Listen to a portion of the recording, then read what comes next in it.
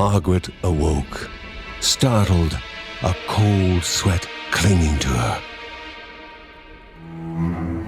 She gathered her thoughts.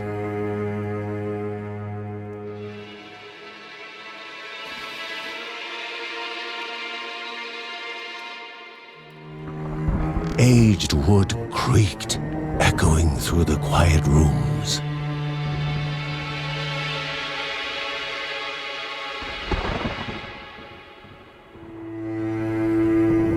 Near the house stood a shrine to Rhea Dana, goddess and daughter of the land, of Rhea and a being of comfort.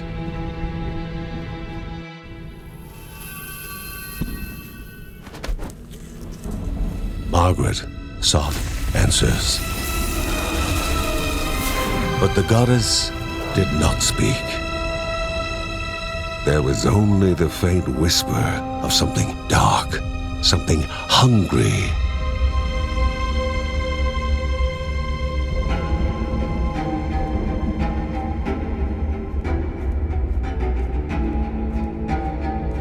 The old seer's bones felt the weight of their age as she climbed.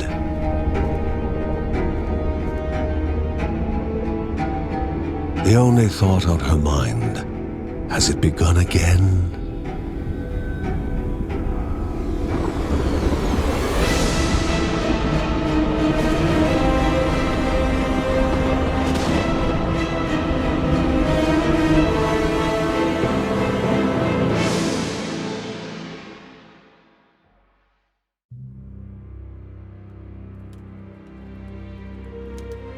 John's mission would be a simple one.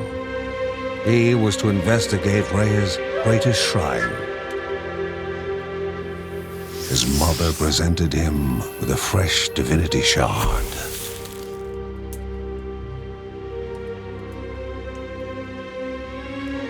From his brother came a newly sharpened sword.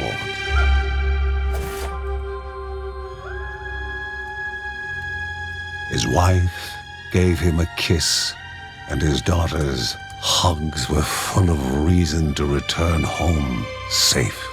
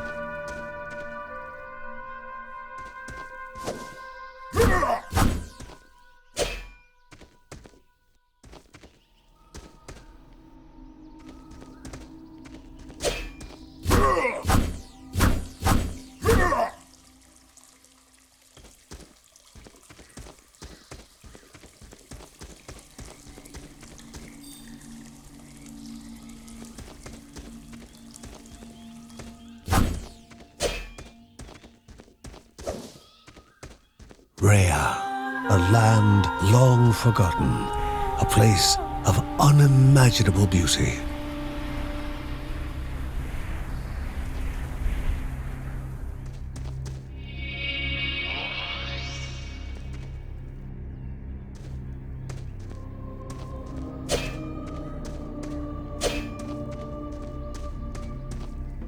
It first appeared as sludge given life, slithering creatures, small and vile.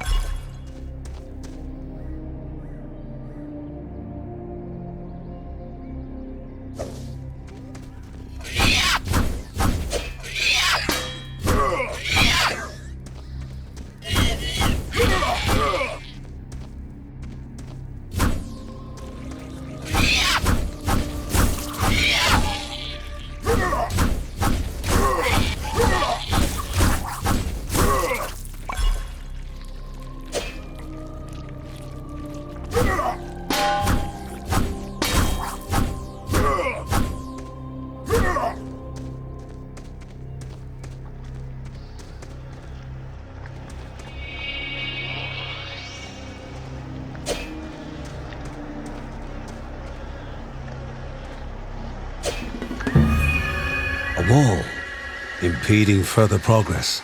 A battle was certain.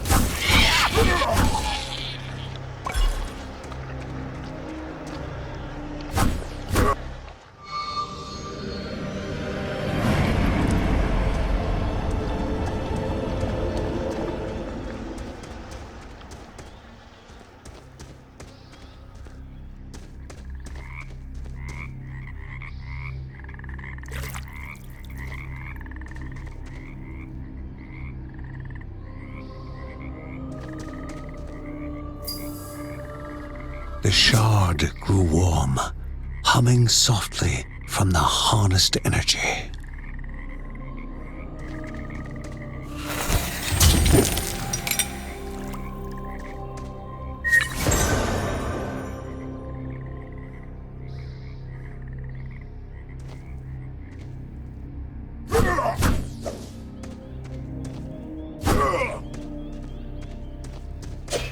Before him was now one more dangerous than those that came before.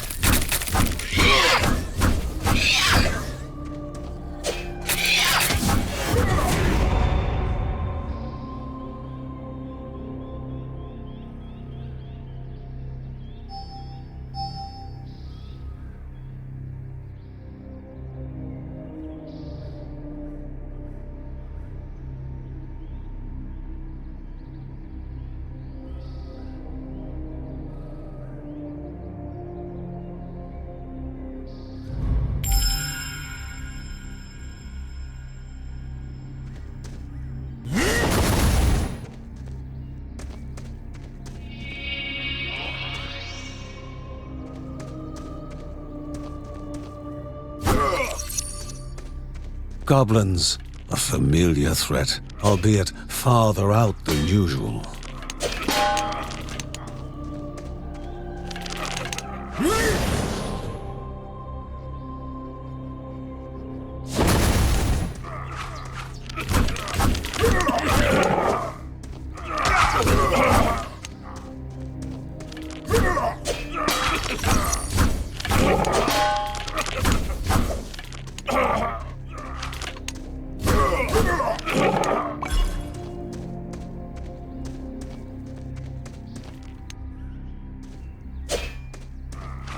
Inherently violent and ill-bathed, the goblins were an unfocused but constant threat.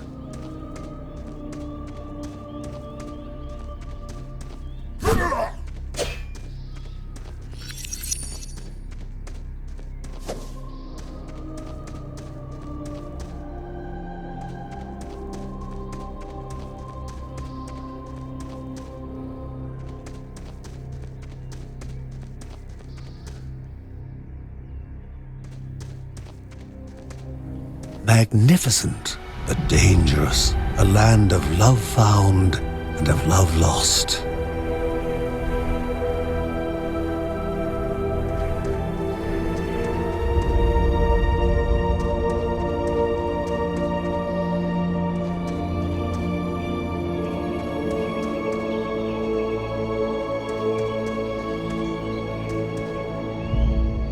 Before him was sacred ground, left untouched in days gone by.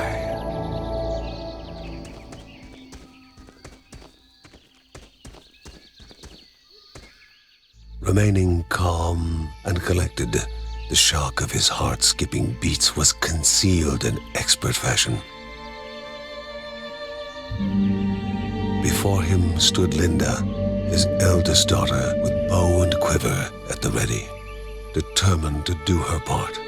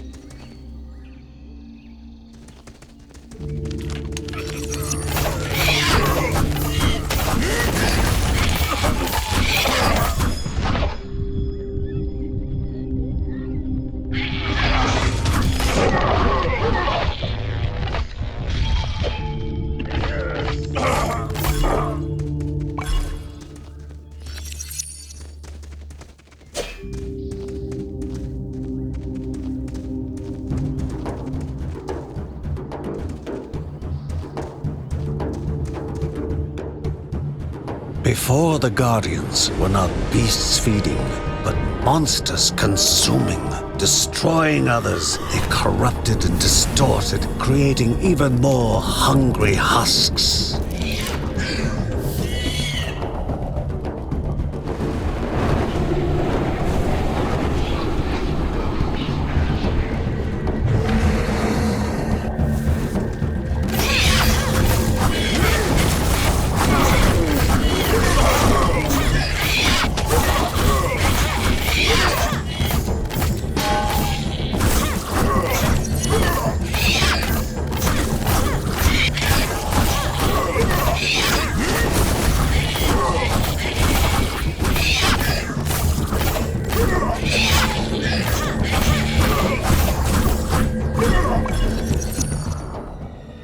Both father and daughter gathered their thoughts, their hearts heavier than before.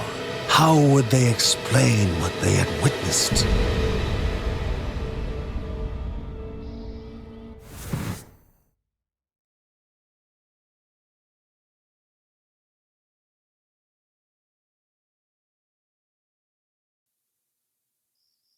The ancient tree had been cut down.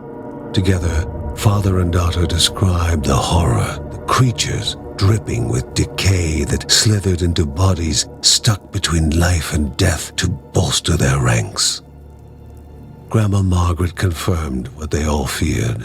It was the corruption, a cruel entity spoken of only with hushed voices, an ocean of darkness that flowed from the top of Mount Morta. And the Bergsons' duty was to stand against this devouring deluge of death. Kevin was also eager to do his part in the family's fight, especially when his older brother Mark was off somewhere. He was as much a guardian of their mountain home as any of them. She stood. If they were to reach the summit and destroy this evil, as the Bergsons of old had done in the past, they would need the assistance of the sanctuary.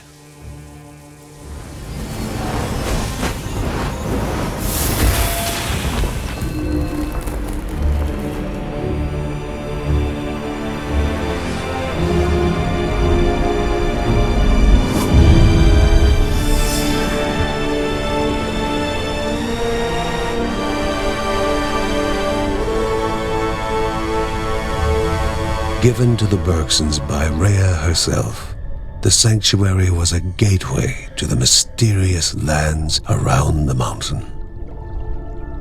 Margaret pointed to the huge crystal at the center of the den, revealing their next task: to activate it and open the way to the source of the corruption. And once Rhea's 3 spirits are gathered on the grounds, the only gate to the top of Mount Morta will open in this chamber. By himself, or with the assistance of those who loved him. John needed to gather the three spirits from their lands. Without them, he would not be able to stem the flow of the corruption.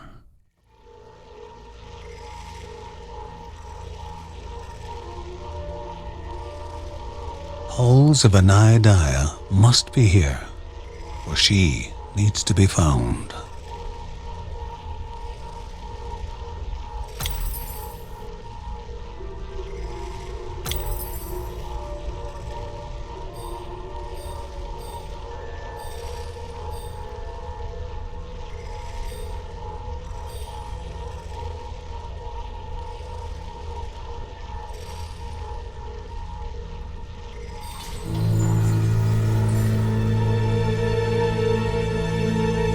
A celestial shard chipped directly from the ancient crystal in the sanctuary.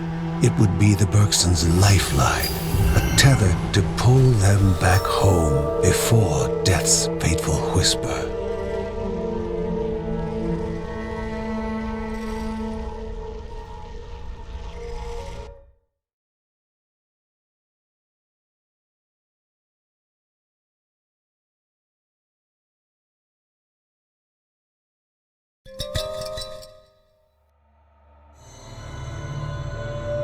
Filling the winding tunnels of the silk-covered caves, the acrid taste of poison lingered in the air. Spiders. Linda told herself it was only target practice. As she readied her bow, they must find the spirit deep within the caves.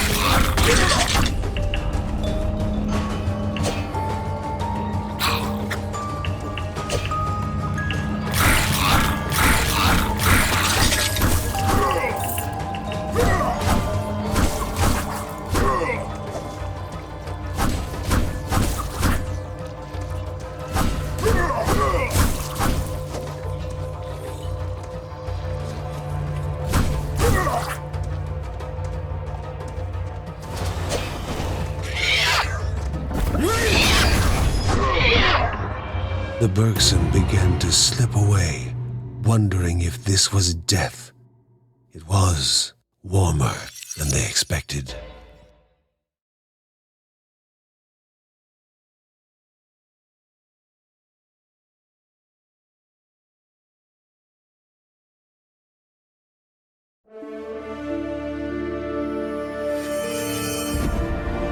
They gasped for air as the celestial shard brought them back, a sensation no hero could become accustomed to.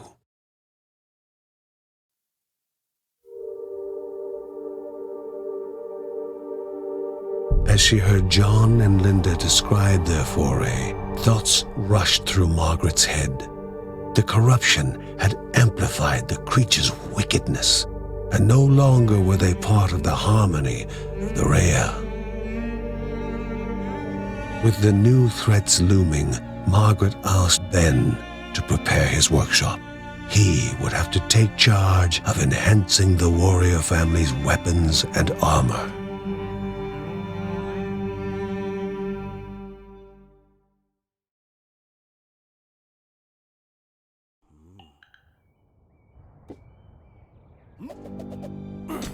Uncle Ben reached out to the familiar warmth of the forge. If they were to reach the top of Mount Morta, their equipment would need to be of the highest quality.